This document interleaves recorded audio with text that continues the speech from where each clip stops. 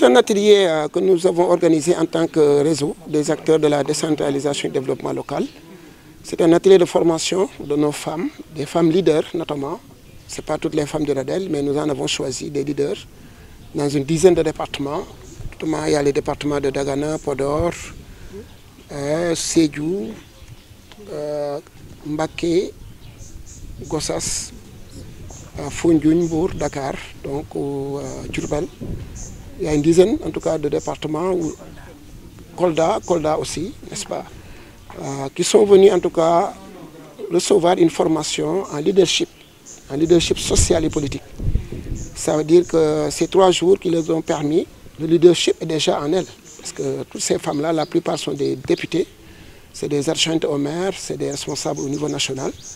Voilà, mais c'était une sorte de formalisation de ce leadership-là qu'elles portent en elles-mêmes.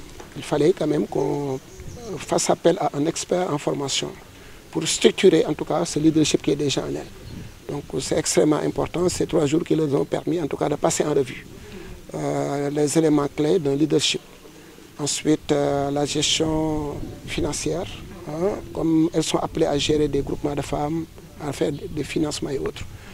Mais également le marketing digital a été un des thèmes de leur formation. Donc ces 3 jours de formation intense qui leur ont permis en tout cas d'acquérir beaucoup de connaissances, mais aussi de fraterniser entre elles, de se solidariser et peut-être en perspective de mener d'autres actions, notamment dans le domaine associatif, mais aussi dans le domaine politique.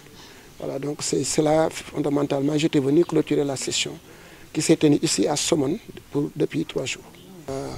Qu'on réclame pour nos territoires, c'est quoi? Le renforcement des fonds de dotation de la décentralisation, le renforcement des fonds d'équipement assez conséquents nous permettant de porter le développement local auquel nous aspirons.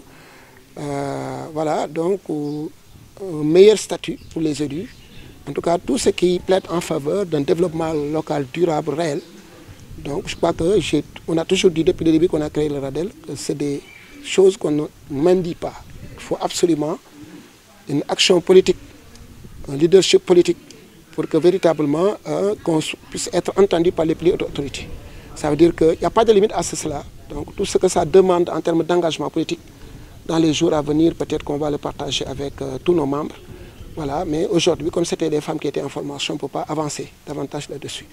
Mais en tout cas, sachez qu'on ne se donne pas de limite dans cette action-là que nous voulons poser, faire de sorte que les communes soient écoutées, soient entendues, que nos préoccupations soient prises en charge. C'est ça le combat principal.